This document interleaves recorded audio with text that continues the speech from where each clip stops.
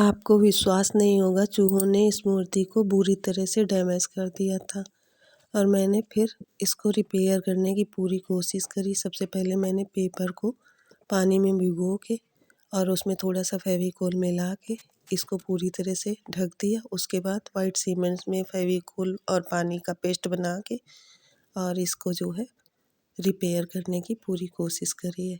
इसके बाद जब ये सूख जाएगी उसके बाद इसमें कलरिंग करी है।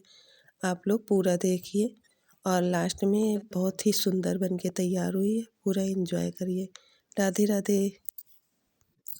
सॉरी, मैं आपको बताना भूल गई, इसमें मैंने थोड़ा सा क्ले वर्क भी किया है। कान्हा जी के बाल और राधा रानी के बाल मुझे थोड़े कम अच्छे लग रहे थे पहले वाली में, तो मैंने इनको अपने हिसाब से बनाया है और थोड़ा सा फेस भी चेंज किया है। इसके बाद इसमें 4 चाँद लग जाते हैं। आप लोग लास्ट में देख के कमेंट ज़रूर करना कि आपको कैसी लगी। राधे राधे। जय श्री कृष्णा।